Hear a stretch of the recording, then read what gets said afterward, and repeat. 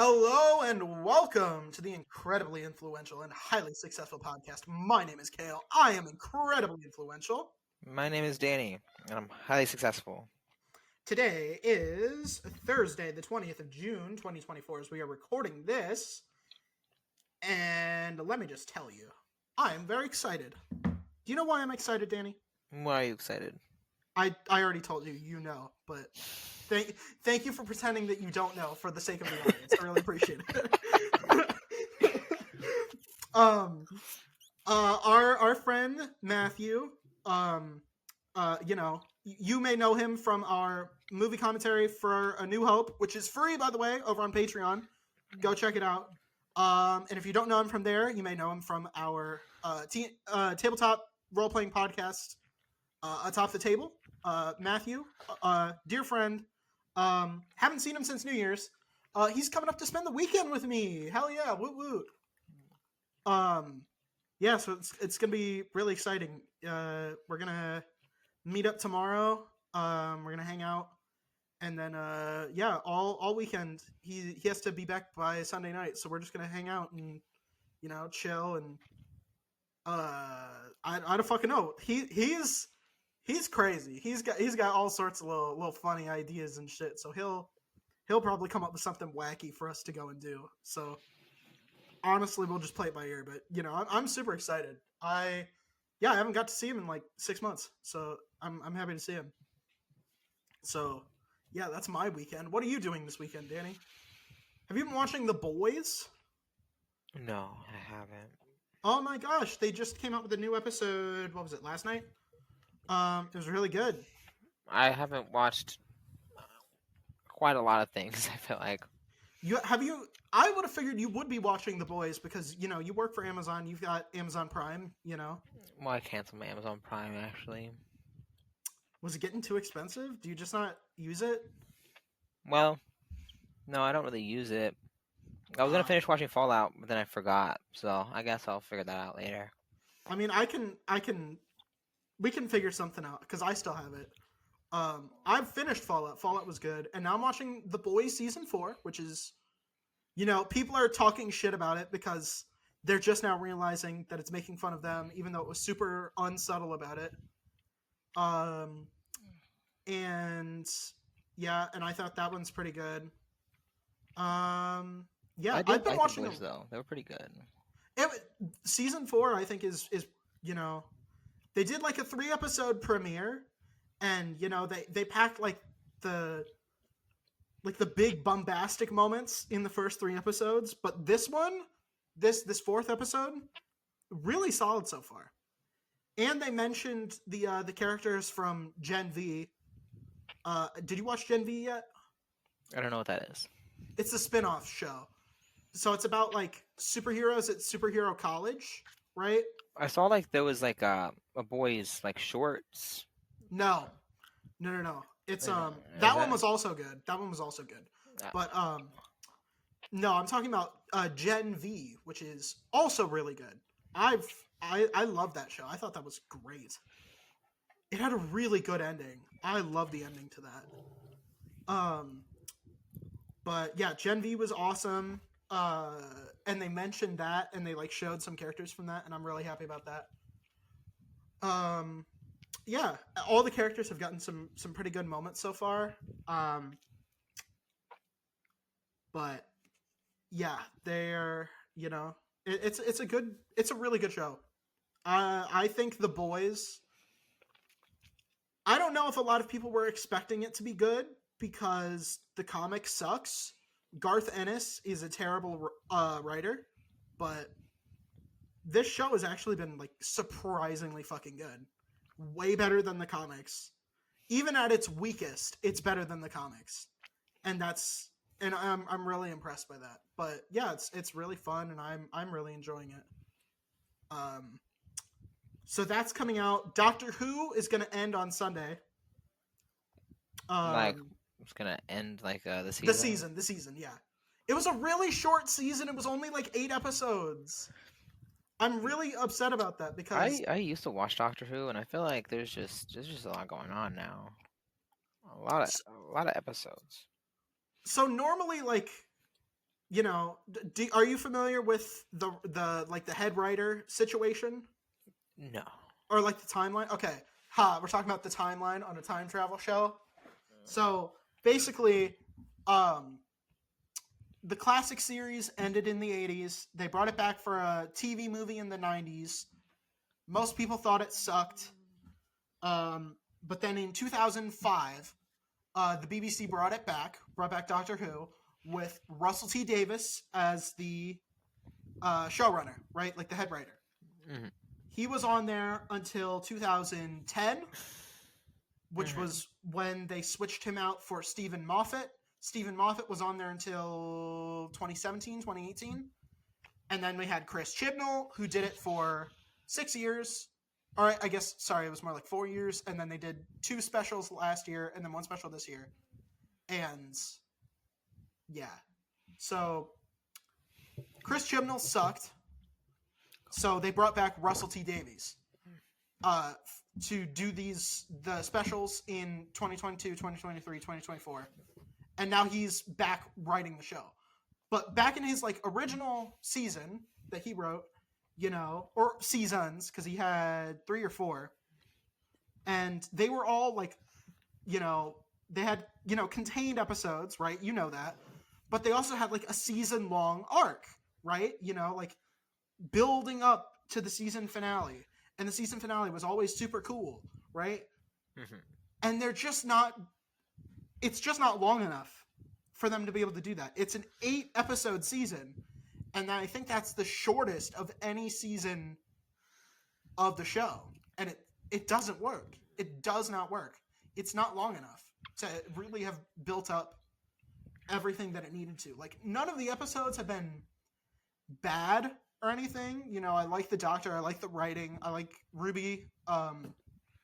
There's nothing bad about it. I just want more. I feel like they're setting up, like they've set up a really big enemy, and they didn't have enough like build up time to do it. They only had 8 episodes to do it, and it just doesn't work. And it's sad. It's sad because I really like it. I really like when like what they've done. I just wanted more of it. So Doctor Who's about to end, but The Boys is back on. I'm watching The Acolyte and talking about it with Maxwell. Stay tuned for later on in the episode. Hot D is back, House of the Dragon, talking about that with Kateryna from Atop the Table as well. Stay tuned for that. That's also going to be in this episode. Very exciting. How do you feel about this experiment thing where there's three of you, and like you're only on for like a shorter time, but it like how do you feel about that? Well, I think it's a pretty interesting idea. I feel like for me though, my little segment here, I don't really have like a show that I'm following or things like that. I can tell you about like what I'm doing in my life, I Yeah. suppose, but that's also sometimes not super eventful. Hey It's man, you know, hey, but you're we're doing we're doing it. well. Aren't you about to move out? Mm, like it's it's always something with that, everything Right. everything has like 15 steps, and then each of those have like 15 steps, and it's like I'm Yeah. trying to get it all done right now, but until I get my brother all settled, Mm-hmm. like he has a job, he has a car, he has a title, all that, Yeah. then that's gonna be probably the first thing we do. We have the storage unit, Mm-hmm. That's and something. I ended up clearing out a little bit of my closet. I put some of my mom's clothes away. I need to put the rest of her stuff away. Mm-hmm. Uh, so we started working on that a little bit. I'm also trying to keep up with school stuff, but it's kind of a lot because Yeah. Yeah. a lot of things to do all at once. Me I too. Honestly. I Yeah. was looking at my the classes I need, like for my degree plan. Like they gave me like a little sheet. They said these are all the classes that you need, and my advisor crossed out all the ones that I had already taken, right? And it put Mm-hmm. me at about like a second semester sophomore. Not bad. Uh, upon transferring, but a lot of the semesters, like on that little sheet, were like 16, 17 credit semesters. Now, I don't know if I can realistically do that and also work. So I'm gonna have to maybe take a little bit longer than I thought I would. I might be able to do like 12 credit semesters, but 16, 17 might be a little hard, you know? You're preaching to the converted. I am literally going to be in school for like 6.5 years just for my bachelor's, Yeah, and then I'm going for my doctorate. So yeah, I'm I gonna don't be here a know. while. Like, until I saw it on paper, I was like, yeah, I don't know how realistic my original plan is gonna be, right? Yeah, So yeah, instead of it being like what, like 2.5 more years, maybe it's gonna be like 3.5 more years, but that's all right. As long as I'm getting all my prerequisite classes done, because I don't want to be in a situation like I'm about to graduate. I need 3 classes, but one of them is a prerequisite for the other one, so I have to take a 1 class semester. I don't want anything like yeah, that to happen. So as long as I make sure I keep up with that sort of stuff, to where I'm not like screwed by the end and have to just take an extra semester for 1 class, I should be fine. yeah. I mean, honestly, if you do, I'm sure you'll have found like an internship or a job by then. And like, if you explain that you're like, hey, I just have to take one more class for my degree, honestly, I'm sure you'd probably be fine. Honestly, or if you were like transferring into a grad school program, like if you like explain yourself by then, right? You should probably be okay. I don't know, but I mean, it's something you'd have to like actually discuss with them. It's different, right? Yeah, Everybody's situation is different, but people look at schools and like colleges and universities as like big, enormous like institutions, right? They view them as like a monolith, but they're not. They're run by people, and people can be, you can talk to people, you can have a conversation, you can reason with them, and you can be like, hey, can you make an exception here? Can you like help me with this, right? And then they can be a lot more. Uh, how do I say accommodating than you think, right? So if we're doing like advice column section, uh, that just try, right? If you think you can't do something, if you think you can't get into an institution, if you think you can't like afford something, try. Talk to these people. People, institutions are big and like stalwart and unchanging, but people aren't. People are reasonable. They're far more reasonable than you give them credit for. All right? So go forward, try it. The worst that they can say is no, right? yeah, So whatever you don't think is possible, you know, it might be. Anything's possible. So yeah, just go forward and don't feel limited by your self-doubt, cuz that self-doubt kills more fucking dreams than anything, right? Like I would say self-doubt kills dreams far more than like incompetence. Like incompetent people who are self-confident, wow, I just realized like competent and confident sound very similar when I'm speaking very quickly, but incompetent people who have a lot of confidence can get very, very, very far. Even sometimes even further than very skilled people who don't have a lot of confidence. So if you are good at something and you have confidence, the world's your fucking oyster. So go for it. And yeah, now I need to get off my soapbox because I sound really fucking cringe there. yeah. Ugh, But disgusting. yeah, but at least for right now, my plan is try to keep up with those classes.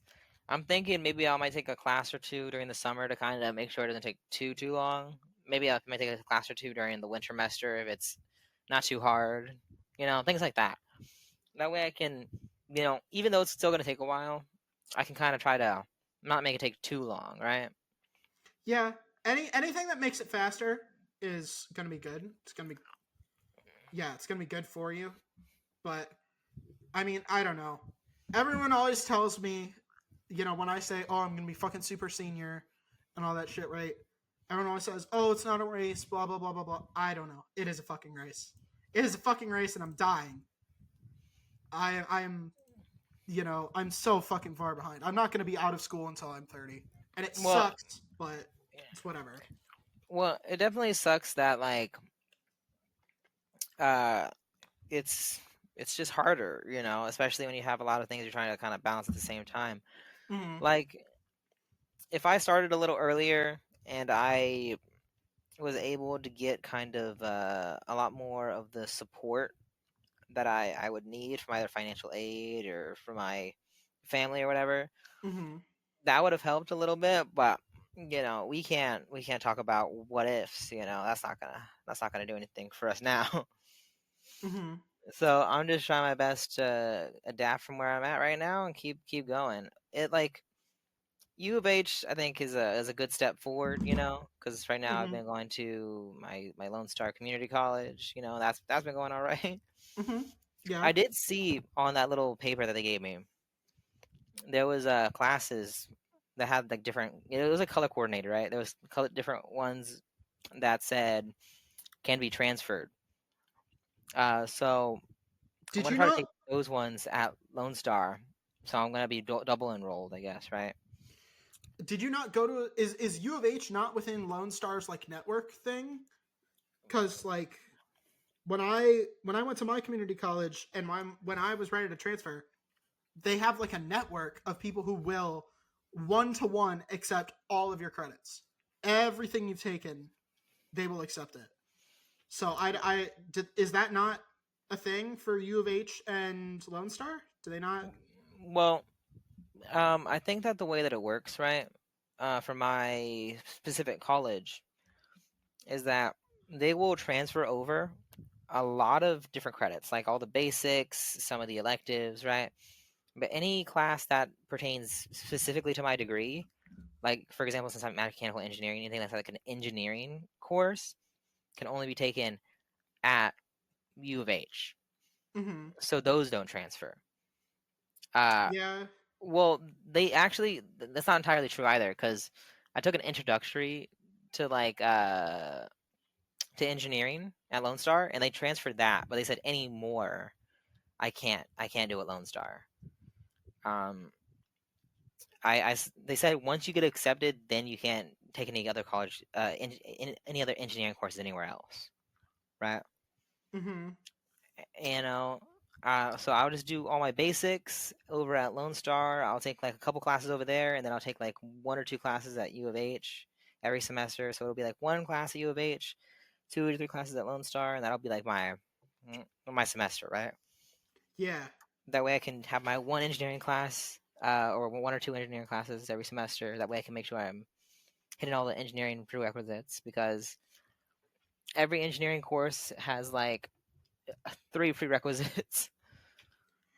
Yeah. I mean, it's because a lot of them are like math shit, right? And like Yeah, math is a lot of like built on, yeah, like it all builds on each other. So yeah, that's why I'm saying I need to make sure I keep on top of like the engineering courses as well. So I want to do some engineering, some of the basics, right? I have most of my basics done, but I need to do Cal 3, Physics 2, and Chem 2 are like the big ones. And then like, some electives and stuff. yeah. I mean, I did my applied calc last semester. It was painful. It was physically painful. I've heard a lot of people say that Cal 3 is easier than Cal 2. And if that's true, then maybe we'll be good. I don't know why I had to take fucking applied calculus in the first place when I'm a management and psych major. Neither one of those requires calculus. And I already have a fucking business degree, and I can tell you for a fact that I would never, ever in a million years need to use calculus. Ever. Nothing they taught me applies. Mm, Actually, that's not true. The compound interest formula. They taught us that, and that was the only application thing that they taught us. For an applied calculus class, it sucks. It sucks. I remember That curriculum compound sucks. interest and all that. It's so Yeah. bad. Well, I took a stats course in high school, and I don't think it's gonna fit in my degree at all. Stats is super useful. Stats is amazing. Yeah, but I don't think it's gonna fit in my degree, even though I took it and I have it on my transcript. It's It's actually well, you nice. need to take fucking electives, so I guess it counts as an elective class, right?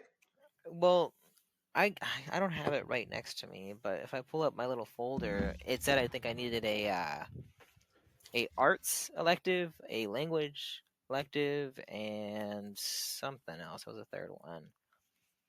I Yeah. can find it real quick. I have my back right here. But Yes. you entertain the audience for a second while I look at this. Okay, I'm gonna tell you guys a joke. Okay, so I think I've told this one before, but it's one of my favorites. So there is a zookeeper, right? There's a zookeeper, and he works with the monkeys. He works with or I guess sorry, apes, right? He works with the chimpanzees, right? And he's got this chimpanzee friend, right? That was a great joke. All right, so now Shut up! I found my.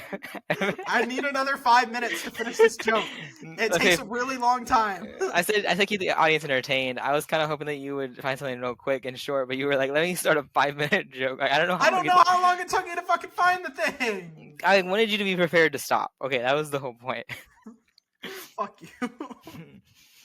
Okay, right here. So I have my little sheet out in front of me. All the classes are crossed off that I've already taken. Mm-hmm. So there's 3 electives I need to take. I need to take a creative arts core, a sociology or behavior core, and a Mm-hmm. language, philosophy, culture core.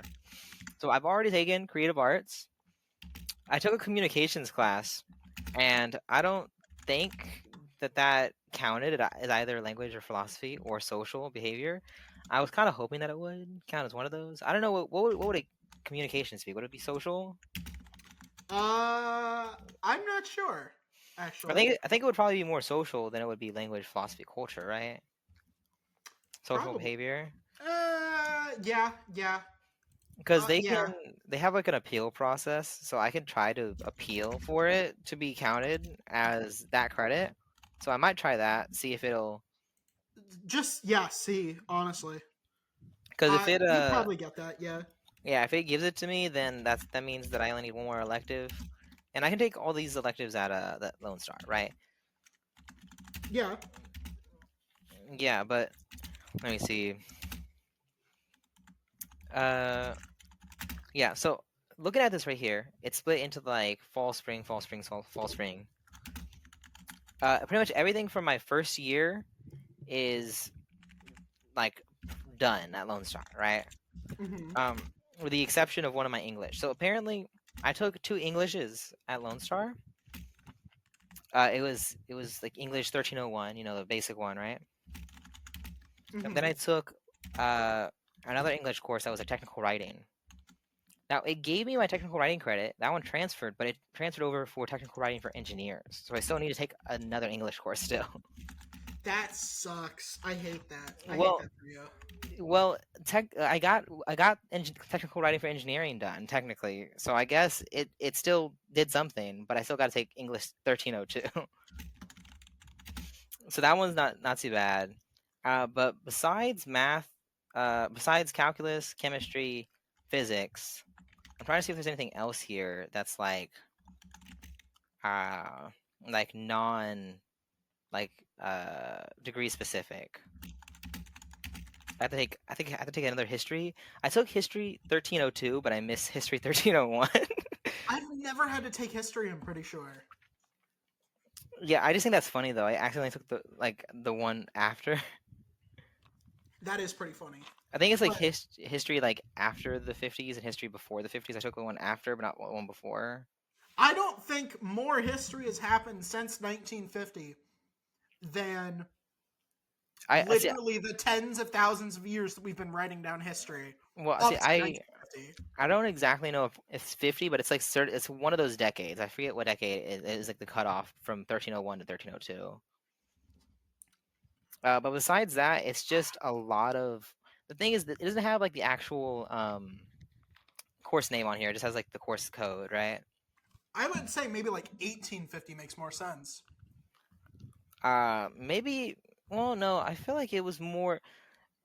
From what I remember from that course, which I don't. It was a couple years ago since I took it. It was like it talked about like the introduction of rock in the United States and how it was real controversial.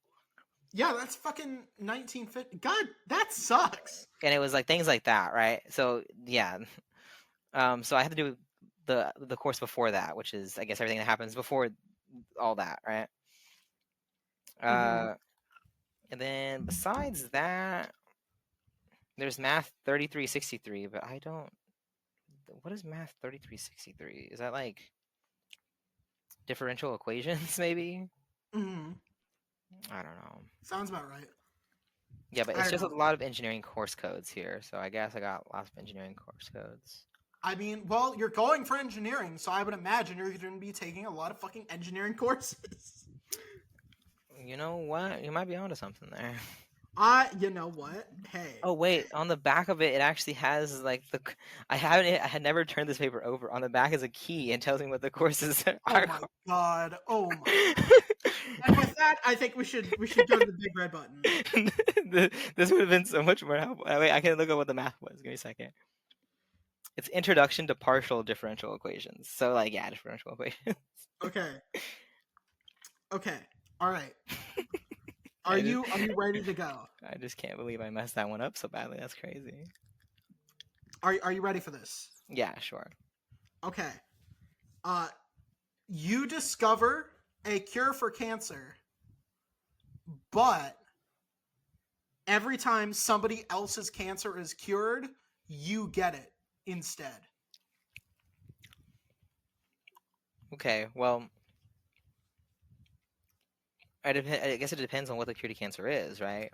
So they give them like a magic serum, right? Mm-hmm. And it cures their cancer, but the cancer magically comes over to you. Okay, now hear me out, right? And you can also take the cure, That's what I'm saying. but you're going to have to come in every single day to get like 20 more fucking syringes full of cancer. Or full of cancer cure because you've gotten 20 different cancers since you were Well, last there.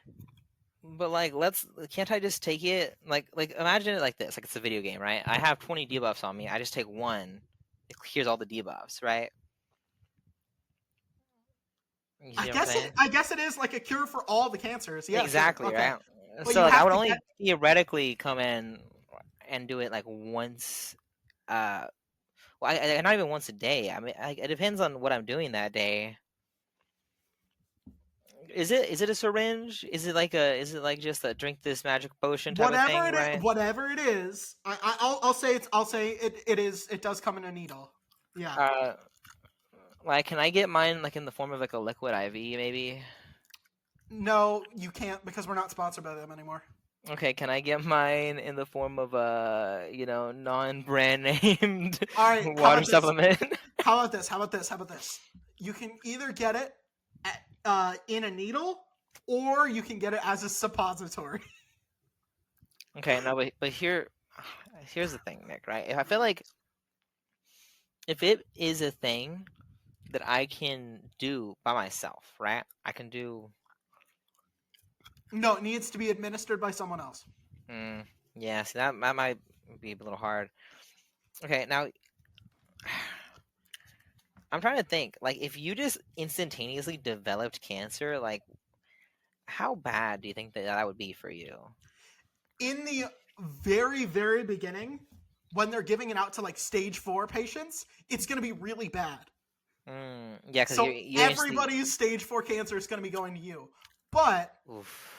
you're going to be getting a lot less stage 4 cancer because like people aren't going to be progressing from stage 1 into stage 2 anymore because they'll just be getting the cure at whatever stage they find it at. So if they find it at stage 4, you're still going to be getting stage 4 cancer, but they're still giving it to you. But every day you're probably getting at least 100 different cancers. Okay, all right. Now I'm trying to think So you of might need the suppository like 3 times a day. okay. Now this is another important part, right? Now, Mm-hmm. of course, you know, people say do it because you're gonna be the hero, right? Other people's lives versus your own, right? Yeah, Yeah, yeah, yeah. you discovered it too. But like financially, how well am I doing from this cure to cancer? You know what I mean? Like, do I get a kickback on this? I'll say. Because Well, realistically, I probably won't be able to work you're if not I'm giving it out for free? You're not giving it out for free? well, I'm not gonna be able to realistically work if I'm constantly in the hospital. Getting a cancer cure shoved up your ass? Yeah, so I'm gonna need somebody to kind of like financially support me, and that's I'll why. say I'll say you can have like a GoFundMe page or like a Patreon for, hey, I'm the guy that cured cancer. Please donate to me because I'm getting your cancer. So like people will like donate to you, so you can live a pretty good lifestyle, right? But Yeah, like yeah. you gave it out for free, and you live by charity because you are suffering all of their cancers. Did I get like a news headline that way people can like? So everyone who like all the doctors who give out this pill, they say, hey, by the way, when you take this pill, this cancer goes over to Danny Eden. He came up with it, but he gets your cancer. So he has to, you have to, just so you know, he's going to be getting your cancer and he's going to be cured of it. But he's always in the hospital curing himself of cancer by taking this cancer pill up his ass. So you gotta, they kind of guilt trip them for you. Yeah, I'm just saying like, can I get like one of those like commercials, or can I get like maybe like some like news coverage? Can I get some celebrity endorsements? Maybe you know what I mean? I'll say like some celebrities are interested in meeting with you. Definitely the ones who like get cancer and like are cured of it. But you're not like they're gonna be like they'll meet with you, but you have to convince them to endorse you. And are you charismatic enough to get like a Demi Lovato or a Joe Jonas? Or why are both of the fucking celebrities I just brought up camp rock stars? What the fuck? Those were like some very off the wall like celebrities there. I literally the only two I could think of were both in Camp Rock. That's great. That's awesome. Or about Selena Gomez. Or a Jeff Goldblum, or a Chris Hemsworth, or a Chris Evans, or a Killian Murphy. Can I get like a video call with like Jimmy Fallon or like Jimmy Kimmel? Why do you want a video call with those fucking jokers? Well, because I feel like being there in person, I probably won't be able to do. Why would you want to be on those talk shows though? They suck. They're not know, funny. Jimmy Kimmel isn't funny. I don't know any other talk shows. Good Morning America, maybe. They're also not funny. Okay, why? I like some sort of news or like public thing. Maybe like a news, like a 13 News, Fox News. I guess. Sure. You You can go on the news sometimes. Sometimes. I don't know. Do you know off the top of your head who invented penicillin or discovered penicillin? I would if I discovered the cure to cancer. But you wouldn't. You would forget. No. Let's say, okay, in this timeline, did I like randomly discover the cure for cancer, or am I like a doctor in the background? You know what I mean? Like, you discovered it. You shoved something up your ass. I think we've decided that it is a suppository. Wait. You just randomly shoved something up your ass. No, I don't like this. I don't like this background anymore. See, I might just say no just because of the background now. So that's why I'm saying the background's important too. Wow. So you wouldn't cure cancer if it meant shoving something up your ass. Wow, ladies and gentlemen, I would shove something up my ass to cure cancer. Look, would. I feel like if I discover the cure for cancer, I want it to be because people realize like my talent for like medicine making, not because like I got lucky that I just happened to shove the correct item up my ass. You see what I'm trying to say? I feel like the reputation that I would get from that versus if I like discovered it like scientifically, chemically. You see it like Sure. You're a microbiologist, right? And you're mhm. studying the correct. You're doing experiments on yourself because you don't have the funding. You know, you're discovering all these things by you're testing on yourself and you're shoving it up your ass. I don't even have funding for like animals. I didn't even need human subjects. Like, but what about volunteers? Like, what happened to volunteers? Um, you'd have to you'd have to have an ad campaign, and you don't have the money for that. So I'll say, I think we're getting very I detailed in this. The point is, I go to you the have local something up your colleges, ass. you know what I mean, in my community, and I put flyers on the walls, and I say, "Hey, I'm looking for volunteers." Does it give college credit? No. If I it, will talk to the college, and I will have it arranged that it does something, maybe community service no, hours or something. I don't know. no, it doesn't because they wouldn't if they were taking you seriously. They would give you a lab and funding, but they don't. No, but So I have a degree. I would assume maybe I'm an alumni from the college. Hey, there you go. still, I mean, I still don't think they're funding you because you're studying which bacteria do I shove up my ass to cure cancer. Okay. You see, I just, this is just such a stupid scenario. No, it's a great scenario. Why a bit? Answer the Why? question. Would Okay. you take this suppository up your ass every 8 hours to cure all the cancer in the world, but all the cancer magically goes to you? Also, this bacteria that you've shoved up your ass is magic. So I guess maybe you don't have like a degree, like you're like studying the mystic arts or something, and you just found this substance that if somebody else shoves it up their ass, or maybe you cast a spell to create this magic substance that whenever someone shoves it up their ass, it cures their cancer, but it gives their cancer to you. Okay, so my options are become a biochemist or become a person of magic. No. There's no biochemistry involved. This is magic. This is pure magic now. Okay, so now it's just magic. It's So, alchemy, but magic-based alchemy, not science-based alchemy. okay, all right. So, hmm, if I suppose if hmm,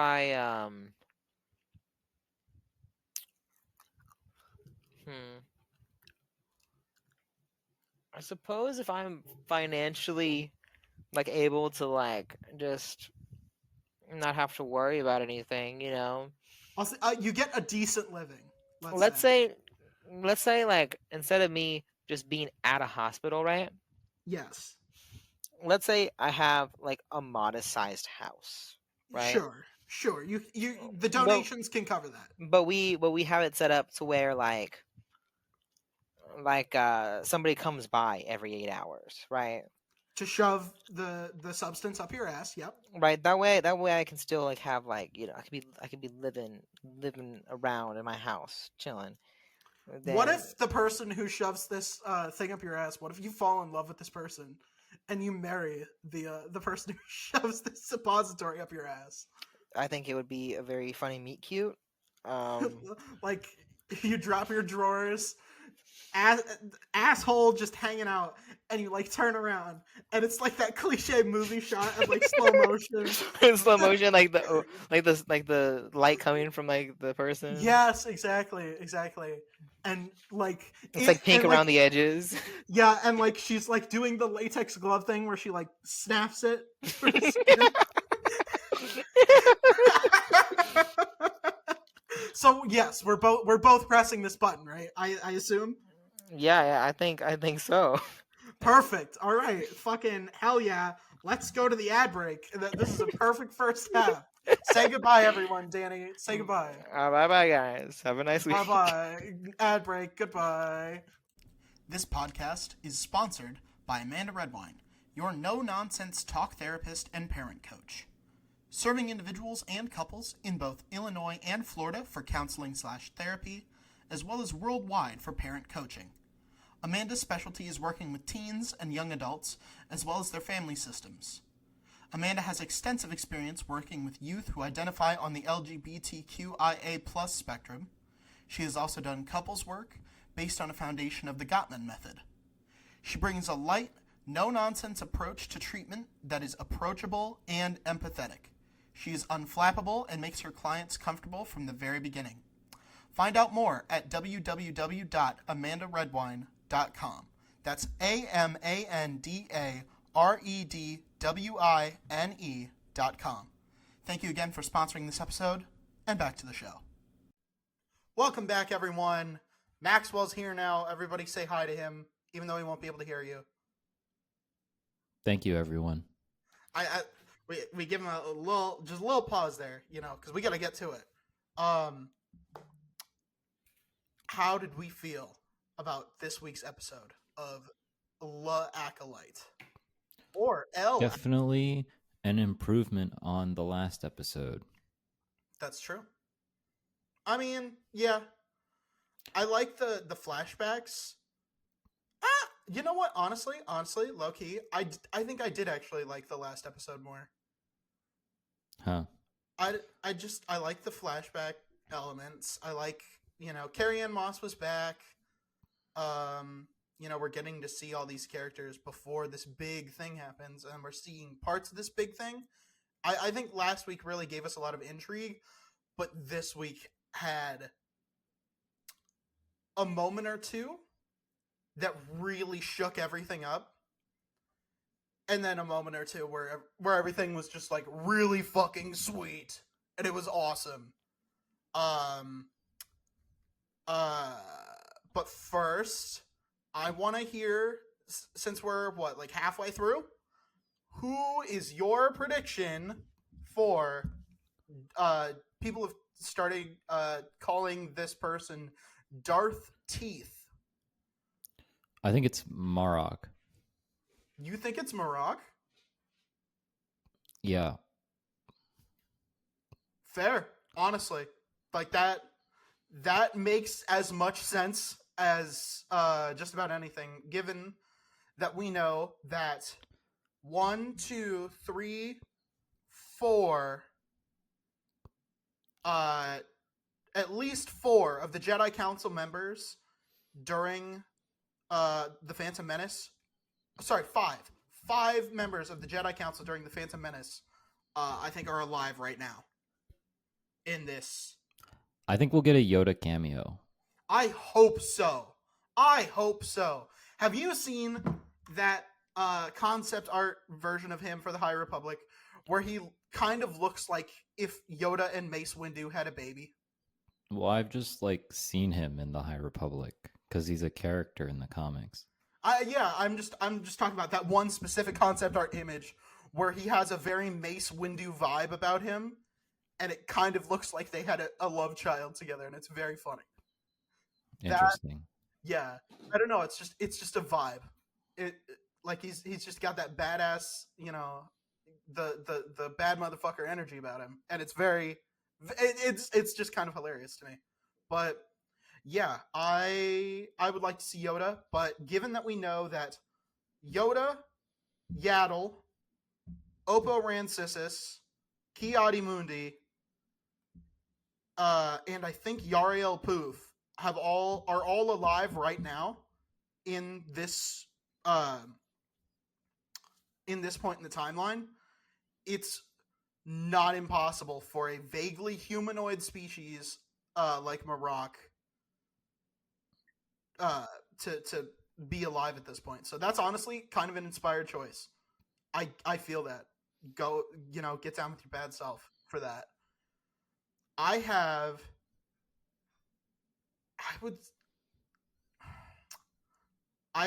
3 theories, maybe 2. You're gonna think this is a little out there, especially as someone who's read the High Republic. I think I've probably read less of it than you, but I've read Light of the Jedi. I know generally what's kind of going on. I think it's Vernestra. Yeah, I don't think it's her. I specifically don't think it's her. I don't think there's been any evidence to where it's not her. And it would be a really interesting character wrinkle because this show takes place quite a bit after most of the High Republic bullshit, right? You know, like their Light of the Jedi was what, 232? Yeah, this is like the latest in the High Republic timeline as far as I'm aware. Yeah. Does that mean Vernestra is over 100 years old? I don't think that's what it means, but she's like the oldest she's ever been. Born 248 BBY. And that means at this point in the timeline, hang on, I gotta scroll through. She's been through a lot of shit. She was 116. She's 116 years old right now. All right, I'm gonna give myself, or I'm gonna give you a gripe here that I've noticed, right? Just with the new canon stuff like that, there are a lot of like characters and thus by extension species that have been getting like weirdly long lifespans in the new Disney canon. And that's not like, you know, it's not. Are we really gonna talk about this? No. I'm like, I don't have a problem with them changing Ki-Adi-Mundi's birthday. That's been a big thing with the outrage and the culture war. My problem is that, you know, Miri Allens, Syrians, because they're from Syria, right? No, nobody likes that. All right, Sarians, I guess. I don't know how you pronounce their fucking thing. Sarians, Yoda species, Thespians, whatever Yarael Poof is, you know, like all these species that normally used to be, or well, like Yoda species, you know, yeah, what always has been like fucking, they live for 1,000 years, right? But like all these characters or like all these new characters and all these changes have made their lifespans like super duper long, but humans still are, you know, 60 to fucking 100 in this timeline. And what we haven't seen are a lot of races where they have less lifespan than humans. You mean species? Or yeah, species, you know, like subspecies, I guess, where their lifespan is less than humans. I know Zabrak in the old continuity used to be a little bit shorter. But like, yeah, Miri Allens used to be just normal human lifespan.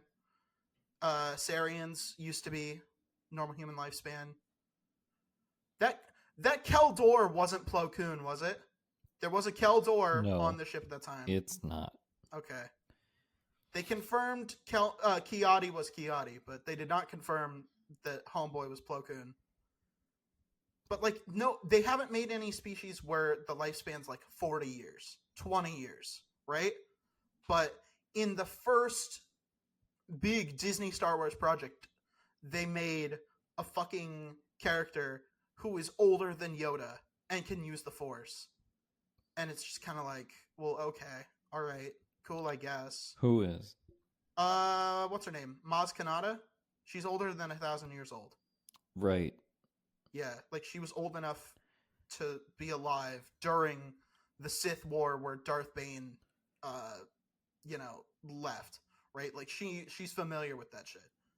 And it's just like, that's kind of excessive, you know?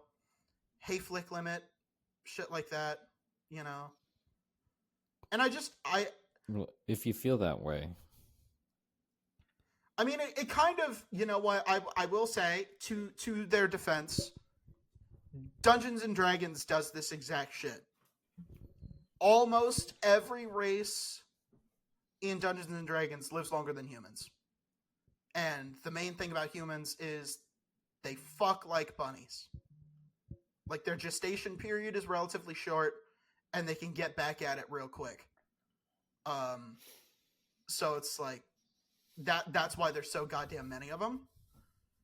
And I guess that's what they're doing with Star Wars. But I mean, if there's a species that is basically just humans with funky clothes and tattoos, and they're green, and a lot of them are bald for some reason, then why are Well, they're there not not? all bald. We just had Tales of the Jedi with Barriss Offee. Oh yeah, well, Barriss had hair in season 5, but her master was confirmed to be bald in Rebels. I mean, not really. She was more like confirmed to be dead. Yeah, but whatever. In like other shit, she's bald too. Like if you look at the hair at the like thing, she's bald. And Vernestra is also bald. And it's just kind of like, if there's a species that's so close to humans, but they also live longer, what are the factors that are not making why is the vast majority of the people in the galaxy not Mary Allens? You know, if they're just pretty much a straight upgrade from humans. I mean, Anakin only got to live to be like 40. Yeah. So I don't think age is really a big deal. It's kind of just like whatever. I'm just saying, like, if they are basically human and they can live longer, that should mean that more of them are being made, and the ones that are made are going to be around longer. So their population should be pretty huge, like spiraling more than humanity's. So I just, you know, I don't mind the less than human species getting a longer lifespan, right? The like, sorry, not less than human. I mean, well, they're Xenos, so they are less than human. But you know, like the more obviously alien species getting longer lifespans than humans, I have no problem with that, right? If they wanted to say Plo Koon was 100 years old, 1,000 years, or not maybe 1,000, but like, you know, 200 years old, I'm fine with that. Wookiees have been, you know, old since the OGs, right? I got no problem with that.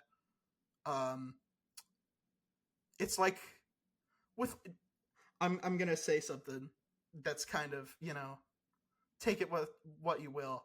I think that since Wookiees are sort of, you know, they live way longer than humans, and since the original Wookiee was based on a you know, George Lucas's dog, and obviously dogs live much shorter than humans, I think Wookiees are like wishful thinking of like, hey, you know, wouldn't you love it if your dog was just like there with you for your whole life, and then your children's life, and then your children's life? And I think that's kind of adorable, actually. Or your dog could rip your arms out of your sockets. And also, dog could rip the arms out of your sockets, yes. I mean, have you seen a fucking Belgian Malinois? My dad has one of those. They can. They can scale a 10-foot wall in seconds to fucking absolutely destroy whatever's on the other side if you tell them to fucking kill. They are an absolute missile. They are a meat-seeking missile. Not heat, meat. They're absolute menaces. But, you know, they're sweet. At least the one I've seen is sweet. Likes to give mouth hugs, though. They're very bitey, so they just like nibble on things, including you, and there's not much you can do about it. But yeah, so I don't know. But like, back to my original point, you know, I don't mind if like Yoda species, Wookiees, Opa Rancis's species, Yaro Poof's species, the Quirmians, right? I don't mind if they live forever. Don't give a shit. But it's kind of weird that the more humanoid species, the Sarians, the Mary Allens, right? I don't know how they're doing it. because their gestation period should be normal, or like close to normal, close to human average, because their biology is close to human average. So the reason why they're like, not overpowering the human population is because they descended from them, in theory. So there's like divergent evolution, like the human population on Saria, the environmental factors there dictated that having a second fucking brain would be important for them. So they did. They just developed that. Or the Mirialans, being green would have been like helpful for that, or whatever the fuck. But if they're just living this long, why are they not the dominant species in the galaxy? Why is it that humans are? And so that is kind of weird. I don't think they're the dominant species. They're just the most predominant. Well, they're just the most frequently seen species. That doesn't mean that they are a dominant species. Well, remember, Finis Falorum, Chancellor of the Republic, human. His successor, Palpatine, human. That doesn't make them superior. That just means that that's their species. No, I'm saying like dominant as in like, plurality is a very important thing. I mean, he's like the chancellor, but like the purpose of the Senate is to give every planet and every species representation. But the species that is on the most planets in the galaxy is humans. Like, there's no other species in the galaxy that has as many planets colonized as humans, But, and like, some of them started earlier than others, Again, the Mirialans, the Chiss, some of those have been on those planets enough to where they become a different species through divergent evolution.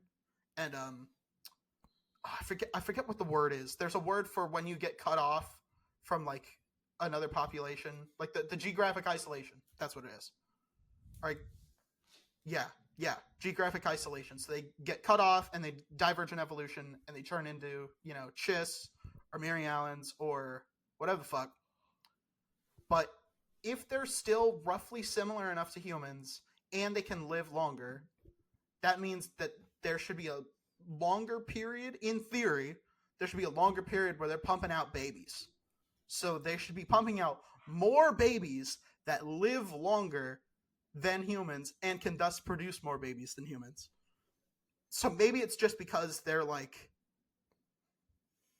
they were isolated to that one planet, but like, at the end of the day, if Mirialans can live that long, then they should be overtaking the human species. But the Sarians, at least, have an explanation back from Legends, which is that they don't boink that fast.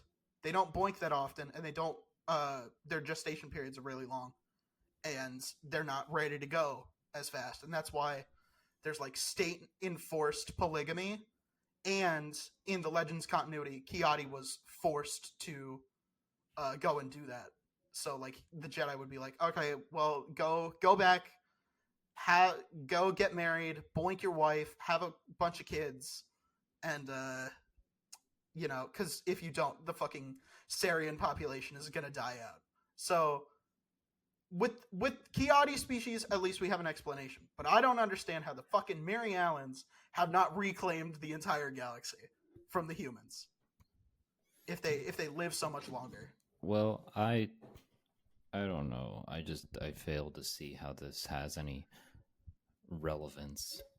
It's just a thing that I noticed now that we're talking about like all the species that have been either retconned or just like given longer lifespans by Disney, and there aren't as many that have been given shorter lifespans. Well, like, so what do you want them to do? I want like, to why know... does it matter? Like, are they gonna change the original trilogy to satisfy your beliefs about how certain species should be more populated than others? No, I just want to know how. Honestly, like, I read like the big species book when it was like a Legends thing, and it was like all the species, whatever, and they're like, here are the Balthazar or Balasars or whatever they're called. Yeah, yeah. They're like The they Eland resemble humans. Sleazebagonaus. Yeah. The ones with the little antennae. Yep. Yeah. And the book said that they were the second most populated species in the galaxy. That But cannot be true. no, that's what it said in the book. And I this was know. a book about all the species. And I read that and I was like, well, I don't see them, but that's what the book says. So, you know, I don't care enough. Like, okay, it says that.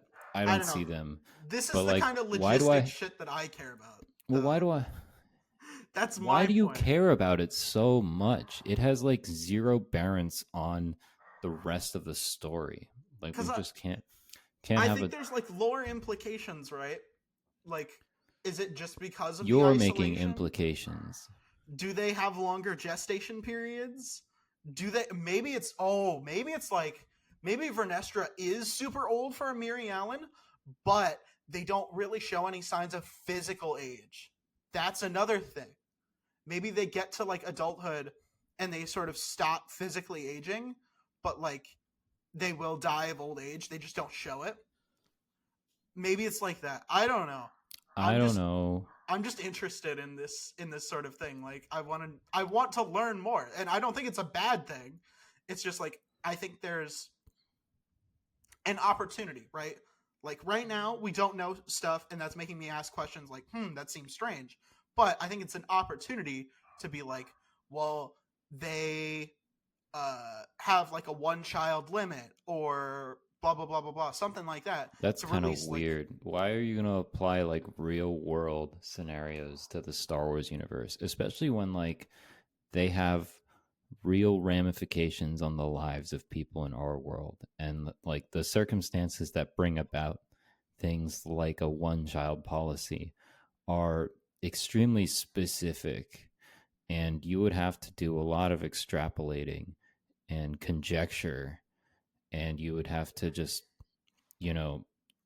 create forms of like discrimination and prejudice that don't exist in the Star Wars universe to make those things a reality. So why are we, entertaining that? Because it's not entertaining. They have real they introduce shit that's based on like real world politics and real world like tragedies in Star Wars all the time. Yeah, I like Attack of the Clones is kind of like an allegory to the United States invasion of Iraq.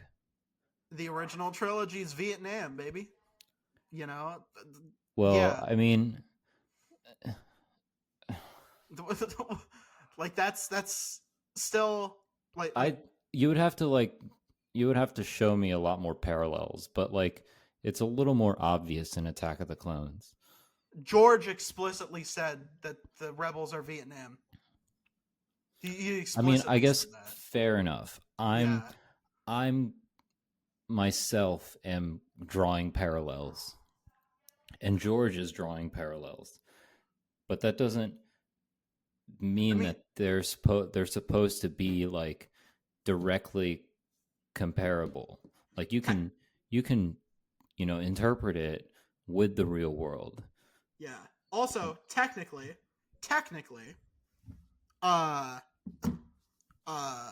George did Attack of the Clones before Bush did Iraq. So technically Bush was ripping off George Lucas.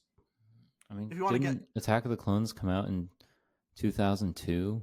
Yes, it came out in May 2002. The Iraq invasion is actually after I was born. They invaded Iraq in October, and I was in September. So,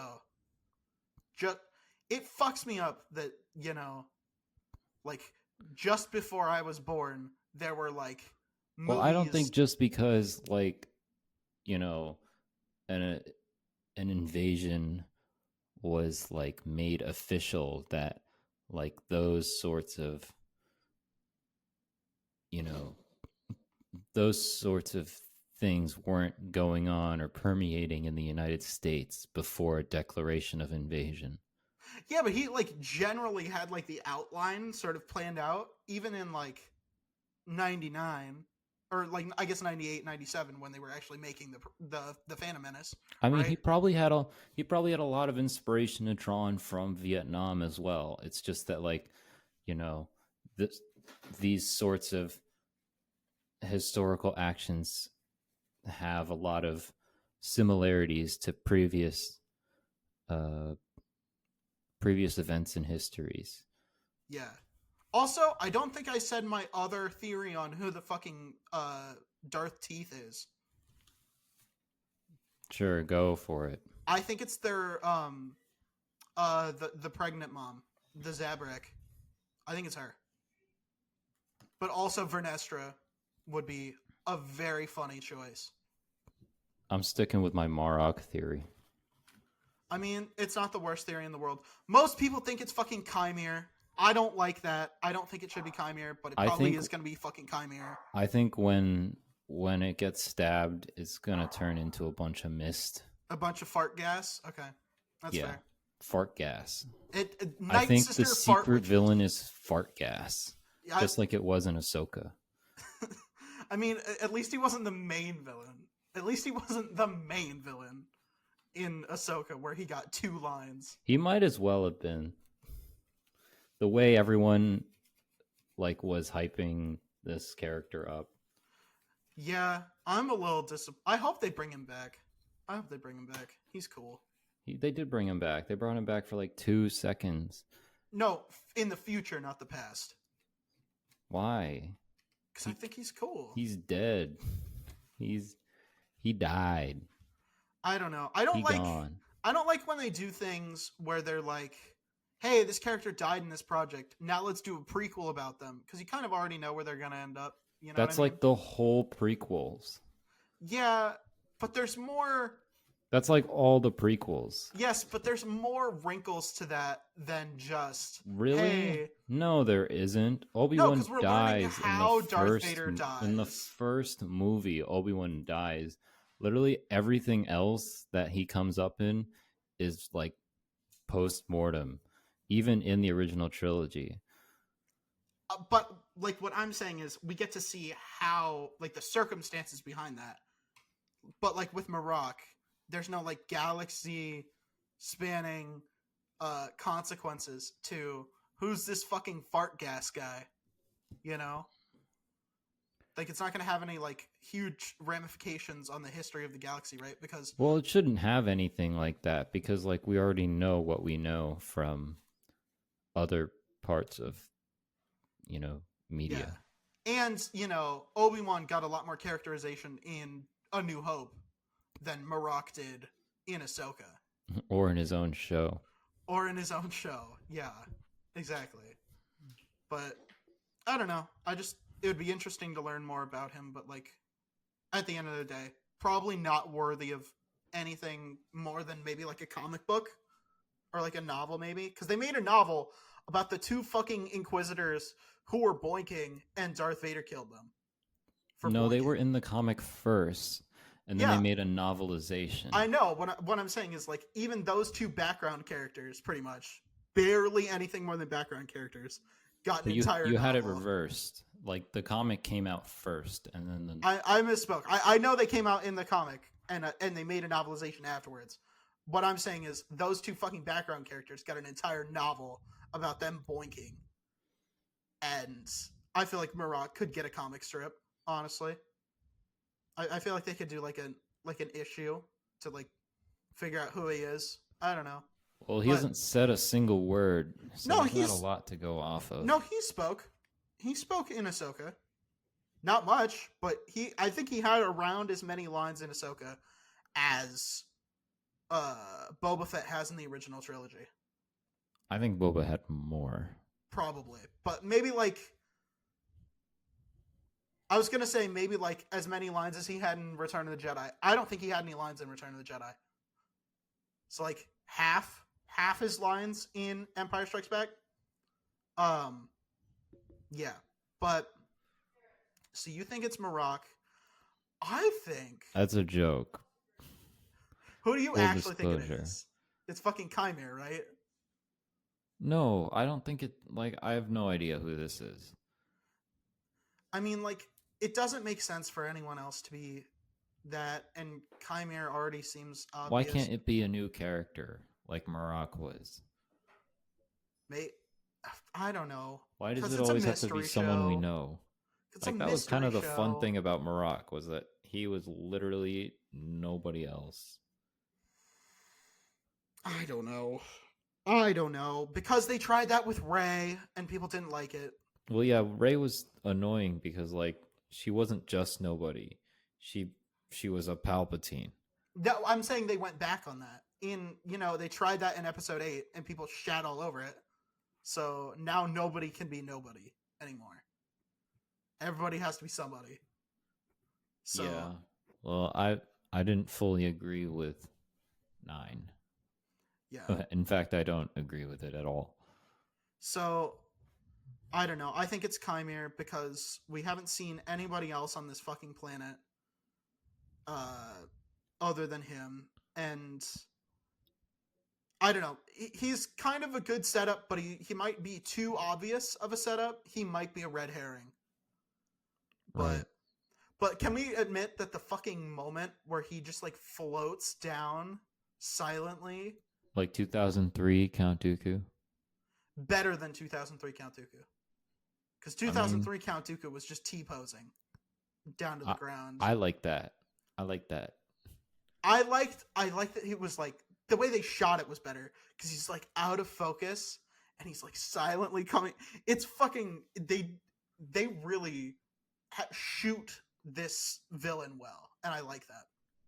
I like how they like the cinematography around this villain is really good. But yeah, I think it's Vernestra. That's my thing. I'm sticking to it. It's Vernestra. And yeah, that's the theory. Sticking to my guns. So All right. we'll see.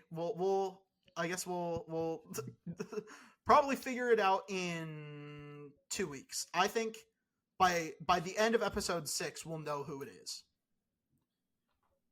Okay, we'll see. Yeah. But all right, are you ready for the big red button? Yep. Okay. So you discover a cure for cancer, but whenever somebody else's cancer is cured, it is transferred into your body. So, like, I will get all the cancer. Every time somebody gets cured, yes, you get their cancer. And the cure works normally for you, but you're going to have to get it like 3 or 4 times a day. So like every 8 hours, you have to get a fucking cancer cure pill shoved up your ass. Because as we established with Danny, it is a fucking suppository. We figured out that it is a suppository. So are you gonna do this? Are you pressing the red button on this one? Yes. You're gonna take the cancer cure up your ass 3 times a day and be given all of the cancers. If it cures everyone else's cancer, yes. That's what I said. Danny was he had a little more trepidation. We had to get in a very detailed discussion about this. You could turn my asshole numb. If it saves everyone's life with cancer, I mean, like, yes. What he brought up was that he was wondering, like, how is he going to be able to live like life, because every 8 hours he needs to get a fucking thing of cancer cure shoved up his ass. I mean, it's just like, it's not the leading cause of death, but it's like, the one, it's top like 3, I think. All cancers of all is it time. top 3? If I don't I don't know if it's top 3.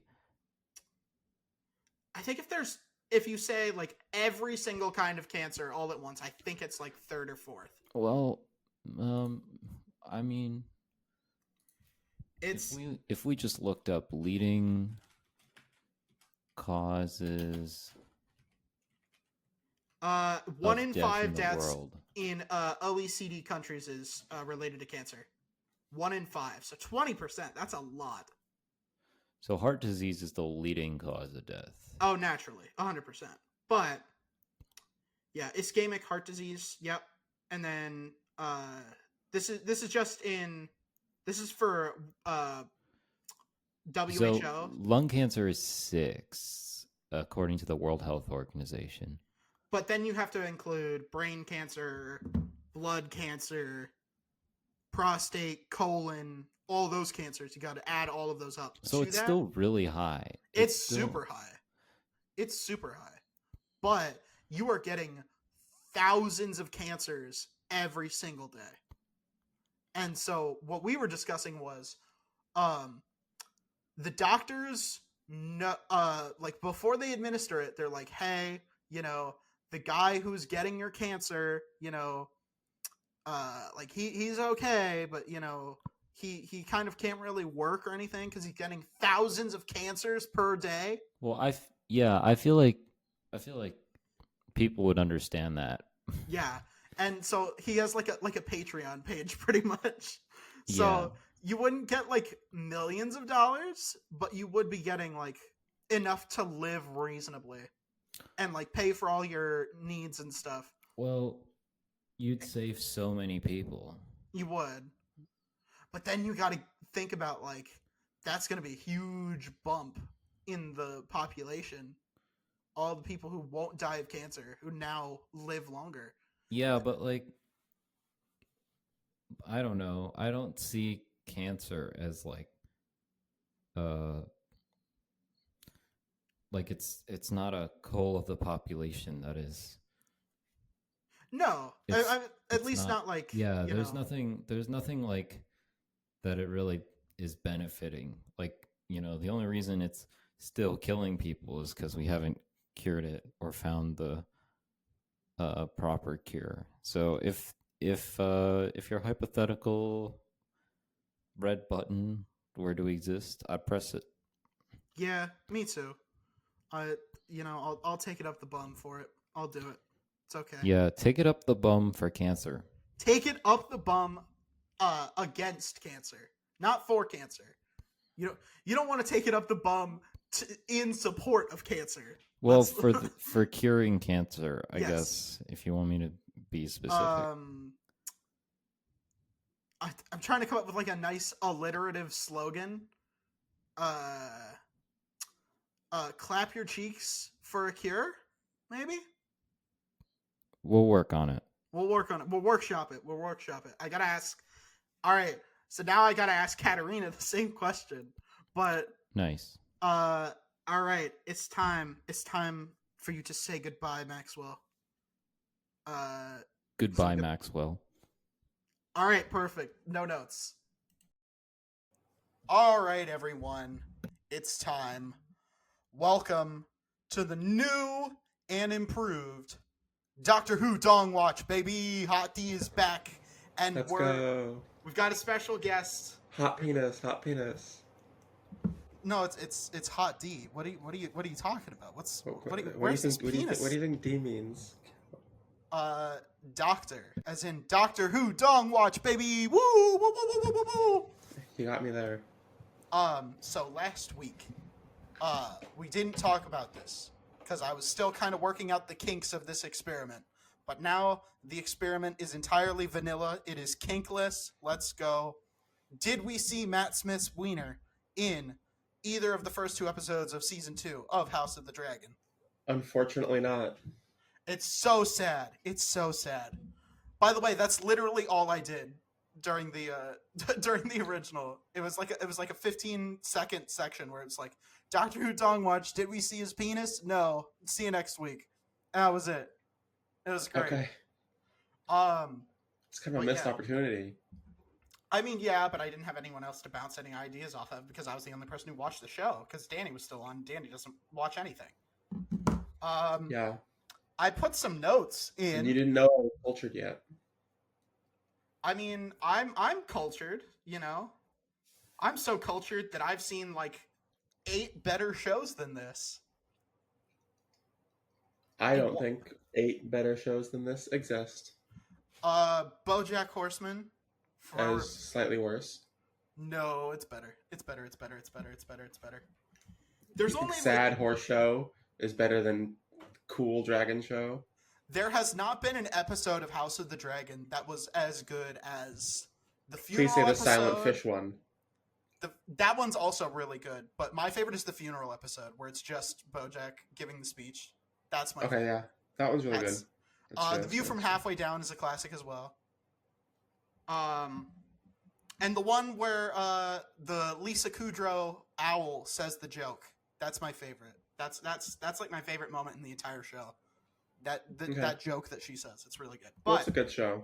Yeah, but I don't know. BoJack's better. I mean, I don't know. I think episode 8 of House of the Dragon season 1 was pretty incredible.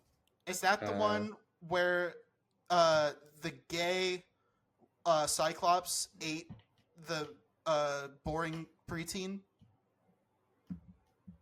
The boring bastard. I didn't realize what you were talking about at first. Yes. The gay Cyclops. No. That's the one with the Final Supper. Oh yeah, all right. That's pretty hype.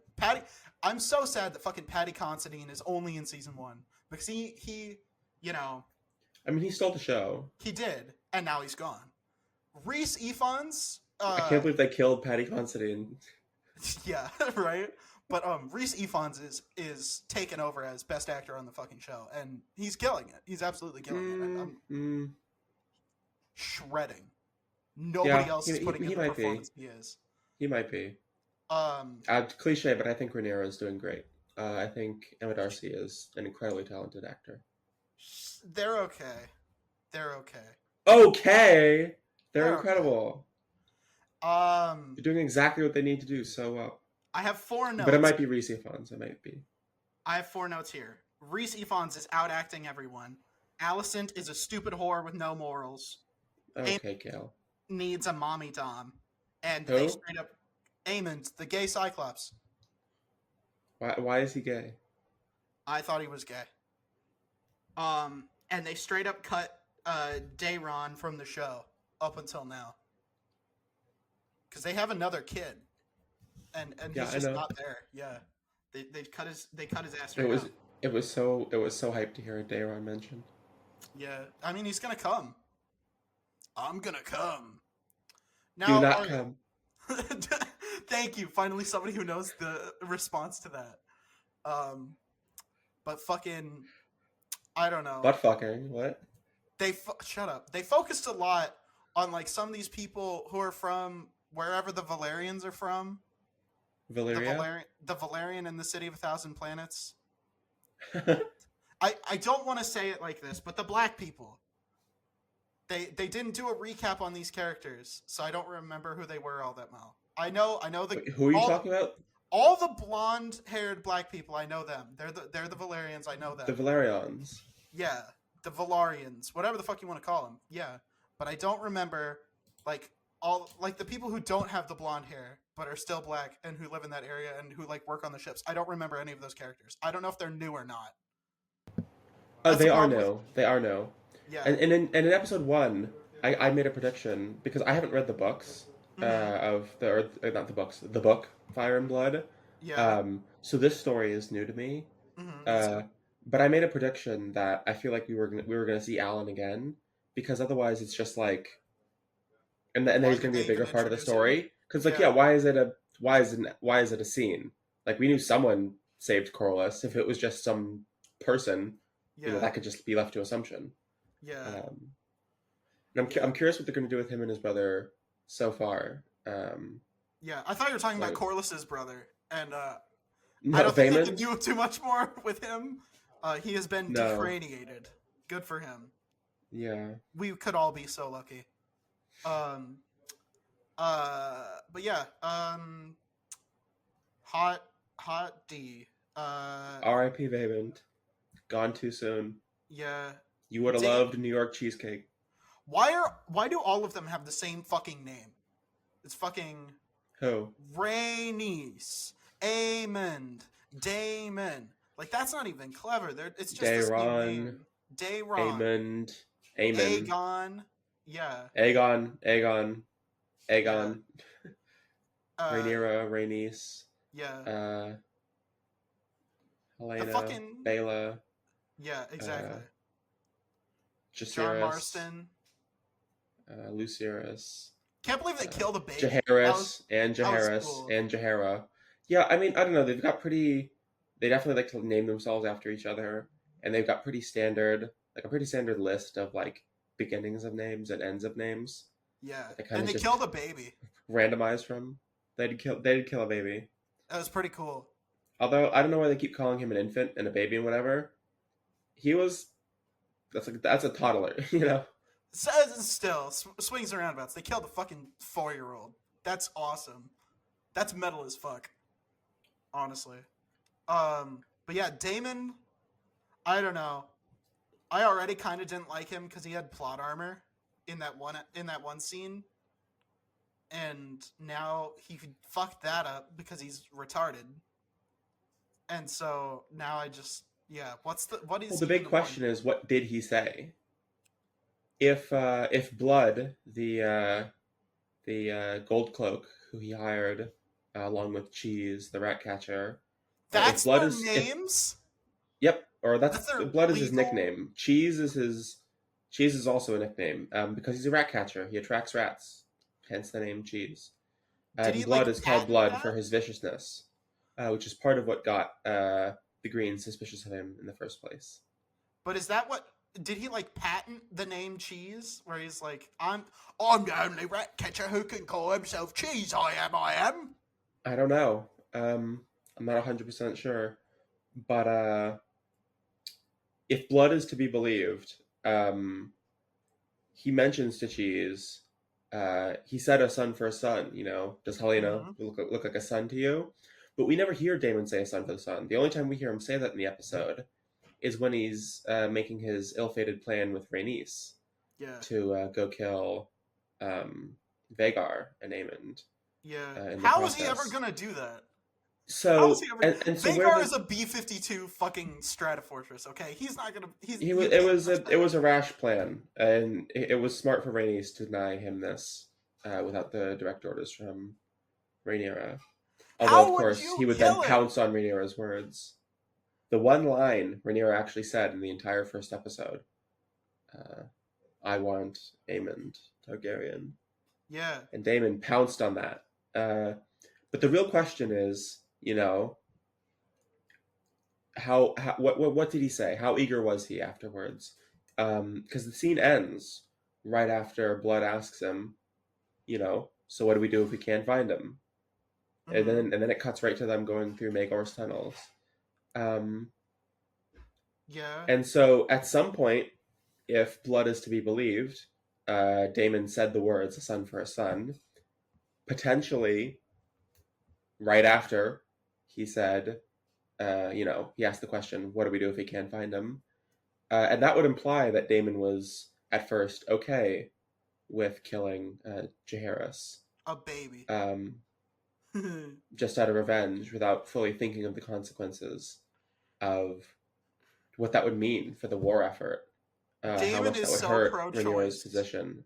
Daemon is so pro-choice. He killed the baby 4 years after it was born. I'm proud of him. You know, honestly, A true abortion supporter queen. fucking, I always knew he was a feminist king, but this stand. just solidifies it. We stand. But I mean, the implications for this like killing have been like incredibly vast. Yeah. But then Aegon goes and throws it all away by killing all the rat catchers. Yeah, he's a moron. I mean, it's this vicious like cycle of violence going between them, and every single one not only like hurts the other side, like literally by like, you know, killing their children, but it also hurts themselves and hurts their standings within their own family. You know, when Aegon kills the rat catchers, that, you know, strains his relationship with Otto, who's, you know, one of the most important people in his life. and one of the most important people to his cause. When Damon kills, uh, um, oh my god, he's named after Jaehaerys. Jaehaerys. Yep. When Damon kills Jaehaerys, or orders it, or is implicated in it, that seriously strains his relationship with Rhaenyra, the most important person on the side of the Blacks. Yep. And of course, obviously, what we saw last season with Vagar killing Arax and by extension Luke, like it like every time something like this happens, it happens on because of the justification for every single one of these things is previous events, and there's always a justification and a justification following each one, but the results of each one is tearing apart the family from both sides, but also from each individual side is being strained and separated with every single action. Like the Targaryens are really devolving quickly ever since. I mean, starting before, but especially ever since Viserys died. Fucking Paddy Considine. Everybody always talks shit about what a shitty king he was, but I mean, like, he held that whole fucking shit together. He upheld the legacy of Jaehaerys. Yeah, he had the whole fucking thing together. He smoothed relations out with Rhaenys. She had a little bit of resentment towards him, but you know what? She was still cool with it, and he was a chiller about it. Exactly. When old Baratheon was talking about her as the queen who never was, Otto was like, "Ooh, you could take his head for that," and he's just like, "Oh, come on, he's her cousin, Tongues won't change the succession. Let them wag." He's a sweetheart, He is. And fucking he's a sweetheart with a weakness for 16-year-olds. Hey. But when the other option is 12-year-olds, what can I say? Exactly. I can't say that, but between the two, I understand. I kind of get it. I mean, between a rock and a hard place. But I mean, have you seen Allison's actress, from the young one? Yeah, many times. To be fair, what is she, like 22? She is 21 this year. Okay. Oh, sorry, they're also non-binary, but still, I get it. They're whoo, fine as wine, baby. I'm they're fine as wine, and I'm a weenie smeller. Shout out. That's good for you. If you get that I don't. The weenie smeller, But that just sounds like a Kael thing to be. So you need in order to become a weenie smeller, you need to open a few bottles. What? In order to become a weenie smeller, you need to open a few bottles. Yeah, I got it. But bottles. But like, what is this from? It's a video. It's a Daniel Thrasher skit. It's pretty funny. We're not even referencing movies and TV shows. We're referencing niche YouTube videos. It's not niche. It got a couple million views. Fuck you. That's niche. Fuck you. A couple 100 million, I'm pretty sure. A couple 100 million, really? Yeah. But yeah, no. Do you know how few videos have gotten a couple 100 million views that aren't like music? Hang on. Let me give you. It's probably in like the 4 digits. Okay, it's only 1.8 million views. Fuck you. He has 5 million subs. He has 5. He said a couple 100 million. It was on trending, I think. Shut up. Yeah, you only need 1 million views to be on trending. Excuse me. I'm gonna fucking trend your ass here in a minute. Fucking. Yeah, no. It is just sad to see, like, the great uniter, the family king, lucky he's a family king. Lucky there's a man who positively can do all the things that make us sit down at dinner and be nice to each other one time before we all go to war. But Yeah, gay I think it is very funny. I think they should have just killed gay Cyclops' mommy Tommy. I think that would have been better. I don't think Viserys is entirely to blame for what happened. A lot of people, blame it on his weakness. In a lot of ways, his family does suck, and he is not in complete control over all of them. Yeah. But I do think that he definitely had strained relationships with the generation below him.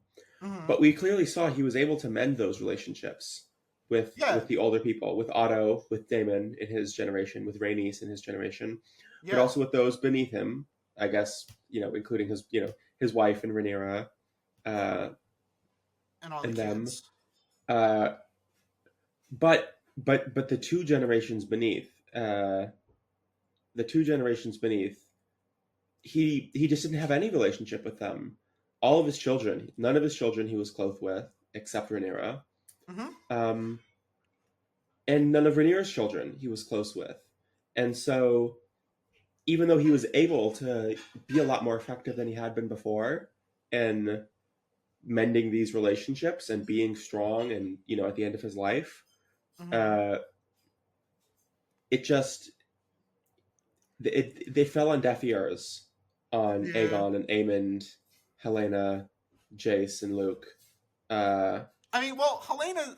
Not that Helena's done anything wrong, but just that Helena's super just that it fell on deaf. Yeah, just that it fell on deaf ears. She's low functioning autistic. Doesn't matter. She's in her own little fucking world. And she's pulling the wings off of butterflies and shit. A fellow autistic queen. Spurg queen. Yes. Okay. You know who I hate? I hate Kristen Cole. I hate him. Yeah, I'm not a fan. And I hate Alicent for enabling him to be even worse. Like, he is the epitome of toxic masculinity. No, because he's a sniveling little bitch. Like, honestly. Like, he's a sniveling little coward. I could beat the shit out of Kristen Cole. Well, that's not what toxic masculinity is. He literally calls Rhaenyra like a bitch and a whore and whatever, blah blah. Yes, but he's and then later that episode, he's like, "Oh, come on, all women are made in the image of the mother and are to be respected." It's like except the one who hit it and quit it with you. I could be. Then you get all incel moments on us. But I'm saying, like, if there is like a contest of toxic masculinity, he would lose because he's a little cuck boy. He's a little bitch boy. He's nothing. He's nothing. He's pathetic, really. And Alicent, there was a very funny moment with him though, where he could have asserted some masculinity over the king, which would have been a real alpha sigma move. Uh-huh. When Aegon is raging and is like, "Where are you? Where were you? Where were you?" Blah blah blah. And he was like, "And where were you, Commander of the City Watch?" And he lies to his teeth. Mom. Yeah, literally, he literally could have been like, "I was fucking your mom." Your mother was sitting on my face. That's where I was. My beard still smells like her fucking cooter, bro. He's like he literally sticks his chin out. He's like, "Come take a whiff." You'll know right where I was. I'm your stepdad, bitch. Call me daddy. Call me daddy. Yeah, call me daddy. But he didn't because he's a coward. And Alicent's a fucking bitch for enabling him. Every time I'm always very hesitant to put a lot of blame on Alicent. I think Alicent has a lot of faults, but I think she's definitely a product of being almost solely raised by Otto. Otto gets kicked out. Otto is the real problem. Otto's great. Otto's a non-toxic king. We stand Otto in this house. We do. This house? And Alicent, because Alicent is a fucking whore. Because who immediately... I would say forgive my co-host for being a bit sexist, but you're all listening to him. You know what's up. She's a whore. You probably all are too. I don't know. She's a whore. Come on. The fucking guy who gets her dad kicked out, what does she do? Immediately after, she fucking hops on his cock again. Because she's been in a loveless relationship with a man, 30 years her senior. No, she's not. She's not married anymore. Well, I'm saying she was. she had She to could- deal. She had to live out. And she definitely has some moral issues with what she's doing. She even tries to confess it to Otto, who of course is a classic Otto, and he's like, I don't want to hear about it. Exactly. But Non-toxic king. and so she definitely has. He's above all the She definitely drama. has some qualms with what she's doing, but like I feel like why she sees what she's doing is different from Rhaenyra, and how she sort of justifies it a little bit as much as She's a she can. hypocrite? Well, she's a hypocrite, but also, and that's where she has issues with it because she knows it's hypocritical inherently. But I think part of it is justified. I don't think that she's justified in blaming Rhaenyra and shaming Rhaenyra for what she's done, because I don't think Rhaenyra has done anything wrong. I think every bad thing Rhaenyra has done, like getting with Daemon, has been kind of a victim type thing going on.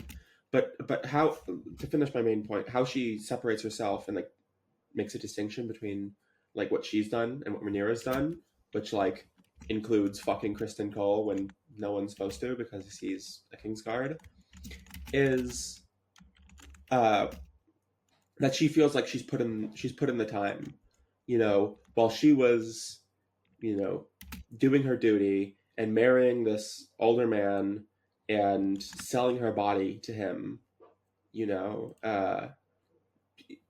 getting, raped every time he wanted to,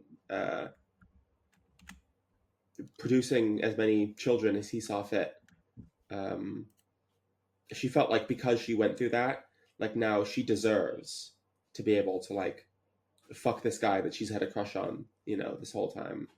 I just don't know why ever since she first saw him at the joust in episode 1.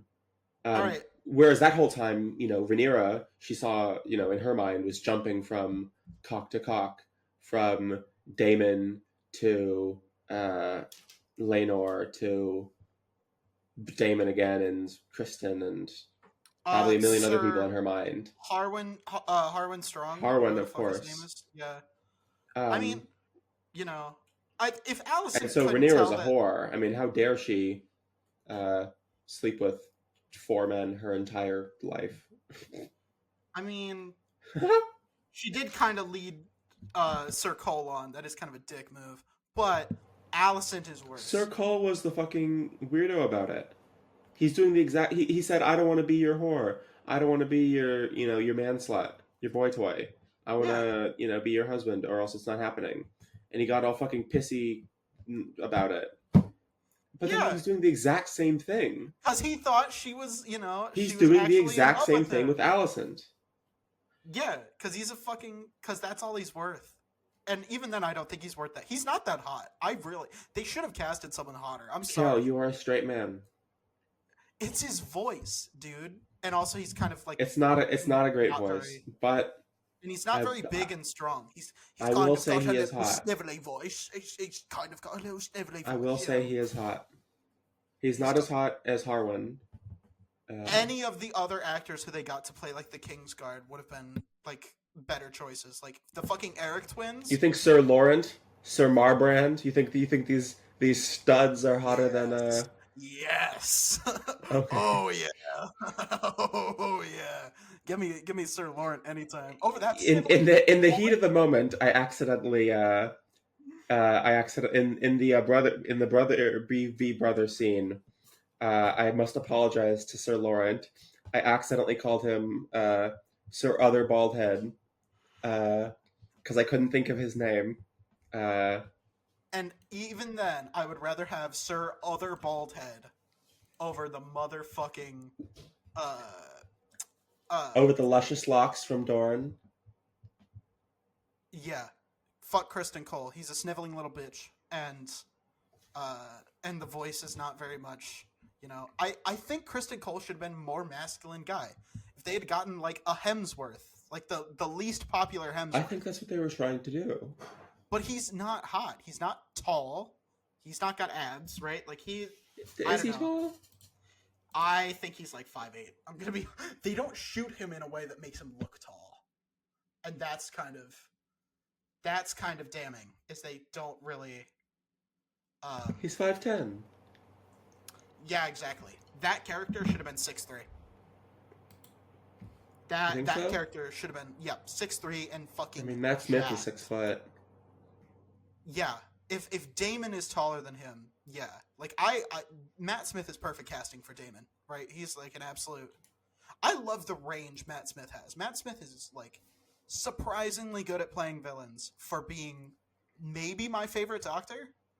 Maybe, I don't know. Speaking of Doctor Who, that season was way too short. I just watched it, but we're talking about Hot D. Give me that hot D. Well, did you like Harwin Strong's actor? I didn't think he was Think hot. he looked the part?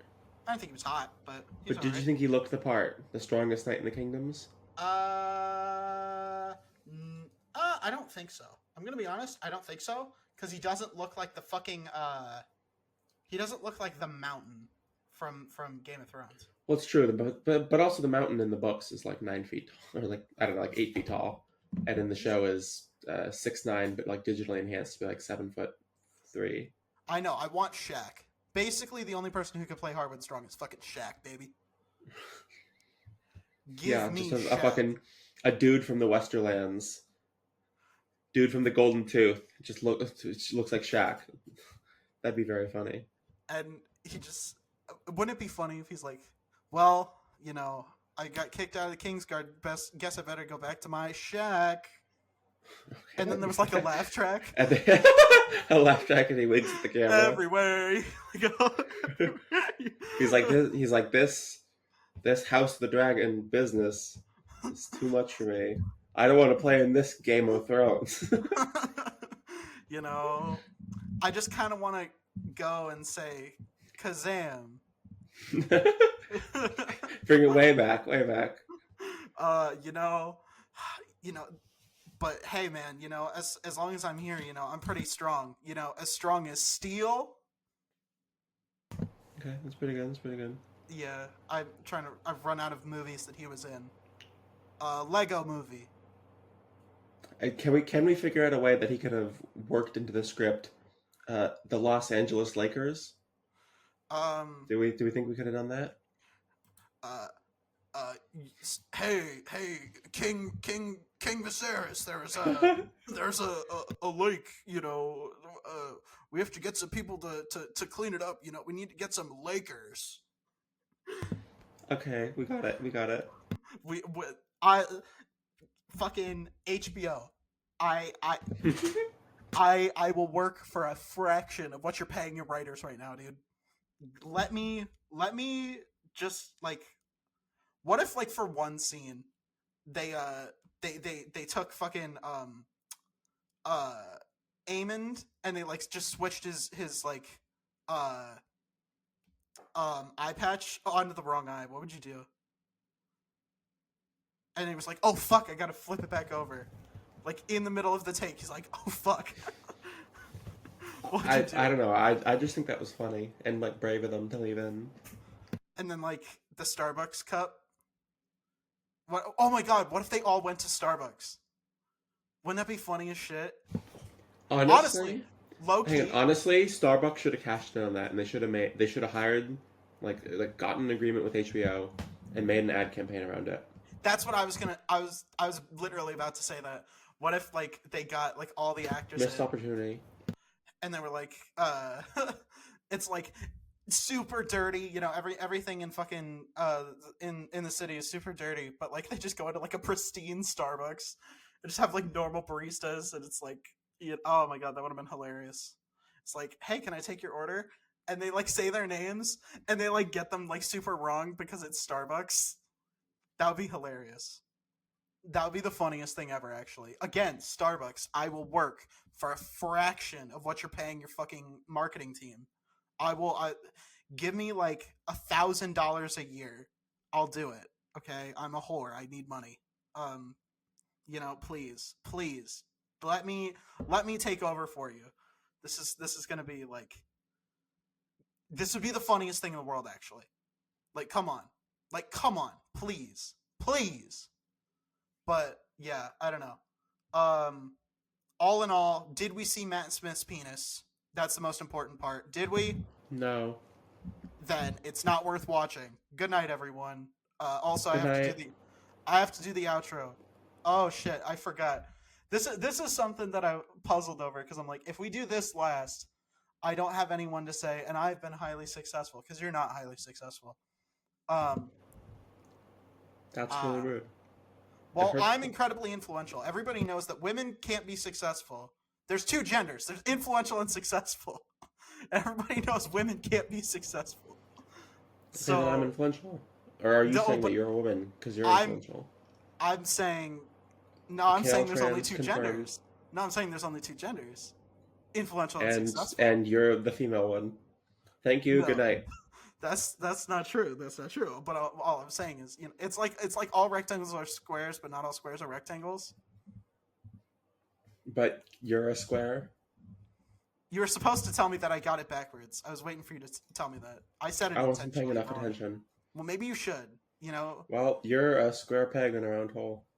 I'm gonna fucking peg your round hole here in a minute. Wow.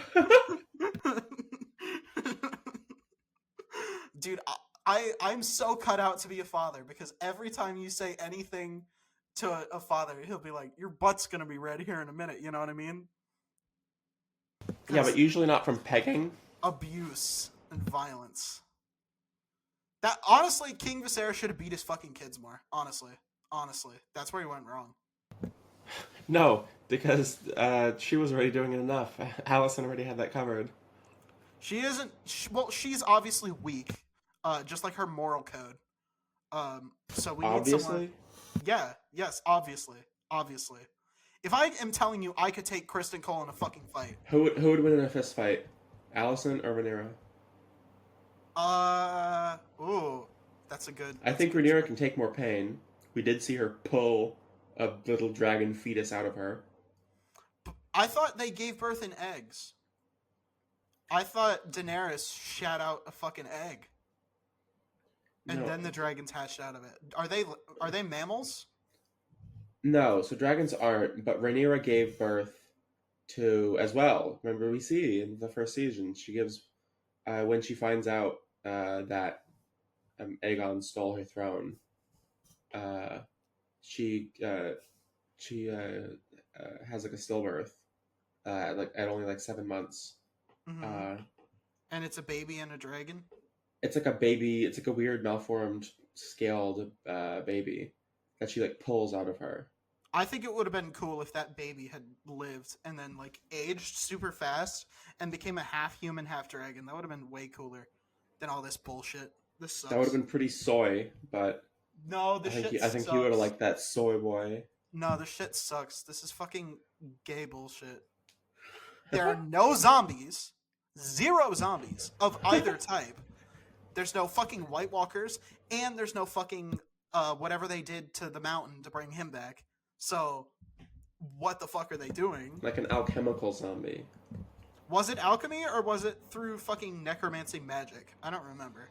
It wasn't magic. He's not a sorcerer. No, fucking. I thought they got that one bitch, the redhead. Melisandre? Yeah, I thought she did that. No, that was all Qyburn. Why are there not just actual fucking sorcerers? Why are they not the kings? Fuck dragons. If I had magic, I would kill all the dragons. Well, the question is whether you can. Magic seems pretty finicky. Easily. It seems pretty finicky in this world. Magic is way more powerful and than very, very, very rare. Only people we see with any sort of magic at all in Game of Thrones, House of the Dragon, that sort of stuff, is Helena, if you count seeing the future. Yeah. Severe autism, yep. Yep. Autistic girl powers. The witch in the first season of Game of Thrones, who saves Drogo. Melisandre, Thoros of Myr, and Beric Dondarrion. I think. Oh, and of course, possibly magic, possibly just tricks, but probably at least a little magic. It's pretty implied that he has some actual magic powers. What's his name? Bran. Piet Pri. of the great city of Karth. Bran. The warlock. We see him. A lot of people claim he just uses like tricks and optical illusions and whatever, and nothing he does is that impressive. So it might as well be. But I think at some point in the books he mentions like he could tell that dragons were back, and he knew it was real all along, and she probably had them because his magic was more powerful, and the magic is more powerful when there are dragons in the world. Bran is Professor. Oh, and then of course every warg. Yeah. Bran is and a fucking. Bran is Professor X. And the fucking what's his name? That one warg who wants to fuck Ygritte, and then Jon kills him. But fucking. Potentially trapping him in his eagle forever. But Bran is a fucking mutant. He's Professor X. Didn't we say goodbye like 10 minutes ago? Shut up. But the main thing is, did we see Doctor No one's Who's listening. penis? No, shut up. We didn't see Doctor Who's penis, so it's not worth watching. Nobody cares. Goodbye. Good night. I want to thank our patron, Justin Connor. Thank you for continuing your support of this fucking garbage. You know, you have so much faith in us to turn this around, and this is how we repay you. So thank you. If you want a cool shout out like that, head on over to patreon.com/IIHS podcast. You know, join our $3 tier. But if you want a real cool tier, you want to join the real tier. You really want to get up in there. You know, you want to hear all these episodes early, even though we're recording this at 1 a.m. Eastern, and this goes up in like just about 8 hours. Yeah. Do you want to be all up in there in those guts, and Kristen Cole was to Allison? I don't think he was very far in them guts. I think he's got a 4-inch defeater, but you know, maybe not a millimeter defeater, but centimeter, but decimeter actually. Yeah, that's around 4 inches. Yep, decimeter defeater, Kristen Cole. But like I don't know. It's fucking Patreon. We did a movie commentary together. Me and you, fucking robots. We did. Danny was there too. We did. Danny somehow didn't fall asleep. I fucking hate him. He slept through Die Hard. That's also on there. Go listen to it. You also hear all these episodes early and ad free. That was the point that I was trying to make. But yeah, it's 1 a.m. So sorry. This is going up at like 1:15. So the point is kind of moot. But hey, it's the thought that counts. It's not. But thank you. Join the $5 tier, not the $3 tier. There's a 7-day free trial. It's cool. Try it. Also, we're on social media at IIHS Podcast, all one word. We not Twitter. We were back briefly to say rest in peace to Scott Henson. Again, rest in peace, Scott. We love you. We miss you very much. But we're not on Twitter anymore. We're on Threads, Instagram, and YouTube at IIHS Podcast. And then also check out our RPG podcast. You know, if you like us talking about fantasy, you know, we do D&D. We do that, and we're about to start Pathfinder thanks to yours truly right here. You know, take a little bow. Thank you. Take an Path audio Sniffers bow. will begin shortly. Yeah, Path Sniffers. Honestly, we can't come up with a better fucking name for it, so that's probably what we're gonna call it. That's the sad part, is I really can't come up with a better name. Yeah, Pathfuckers. It's either Pathfuckers or Path Sniffers, and Path Sniffers won't get us demonetized. Well, so Path Sniffers is courtesy of Matt. God bless you, Matt. I have so much. Are you still hanging out with him? No, he left yesterday. I have so much to say about that, but I'll talk about that in the next episode. So come back next week. My name is Kael. I've been incredibly influential. You have not been highly successful. You're not highly successful. Get out. Goodbye. Suck my penis. No, get out. Goodbye. Love you. Goodbye. Love you. Love you. What?